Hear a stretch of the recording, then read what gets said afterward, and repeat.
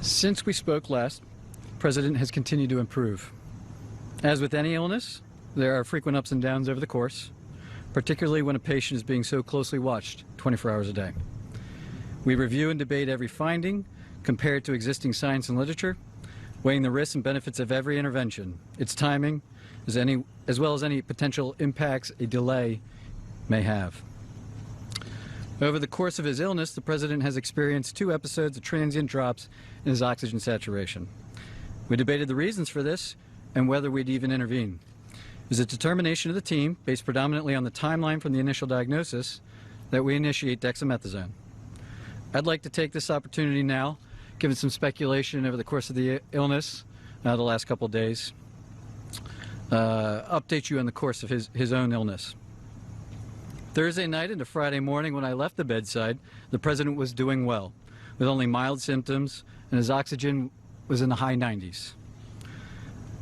Late Friday morning when I returned to the bedside, the President had a high fever, and his oxygen saturation was transiently dipping below 94%. Given these 2 developments, I was concerned for possible rapid progression of the illness. I recommended the President we try some supplemental oxygen, see how he'd respond. He was fairly adamant that he didn't need it. He was not short of breath. He was tired, had the fever, and that was about it. And after about a minute, on only 2 liters, his saturation levels were back over 95%. Stayed on that for about an hour, maybe, and it was off and gone. Later that day, by the time the team here was at the bedside, the President had been up out of bed, moving about the residence with only mild symptoms. Despite this, everyone agreed the best course of action was to move to Walter Reed for a more thorough evaluation and monitoring. Now I'd like to invite up Dr. Dooley to discuss the current plan. Thank you, Dr. Conley.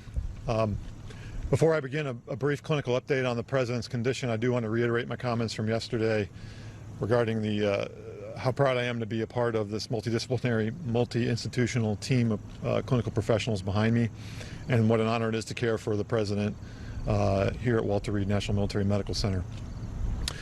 Regarding his clinical status, the patient continues to improve. He has remained without fever since Friday morning. His vital signs are stable. From a pulmonary standpoint, he remains on room air this morning and is not complaining of shortness of breath or other significant respiratory symptoms.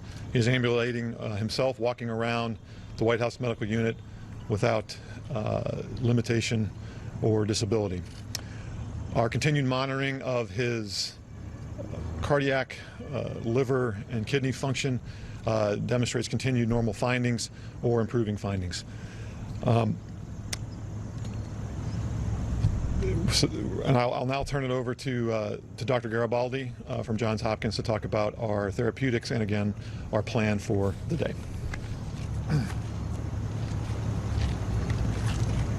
Thank you, Dr. Dooley, and I just wanted to again reiterate what an honor and a privilege it is to take care of the President, but to be part of such a talented and multidisciplinary team here at Walter Reed. The President yesterday evening completed his dose of remdesivir. He's tolerated that infusion well. We've been monitoring for any potential side effects, and he has had none that we can tell. His liver and kidney function have remained normal, and we continue to plan to use a 5-day course of remdesivir. Transient low oxygen levels, as Dr. Conley has discussed, we did initiate dexamethasone. Be up out of bed as much as possible to be mobile. And if he continues to look and feel as well as he does today, our hope is that we can plan for a discharge as early as tomorrow to the White House, where he can continue his treatment course. Thank you very much, and I'll turn it over to Dr. Conley for any questions. Just a moment, please. The President wanted me to share how proud he is of the group, what an honor it is for him to be receiving his care here at Walter Reed, surrounded by such incredible talent, academic leaders, department chairs, internationally renowned researchers and clinicians, including the support of Dr. Garibaldi from Johns Hopkins. I'd like to reiterate how pleased we all are with the President's recovery, and with that, I'll take your question.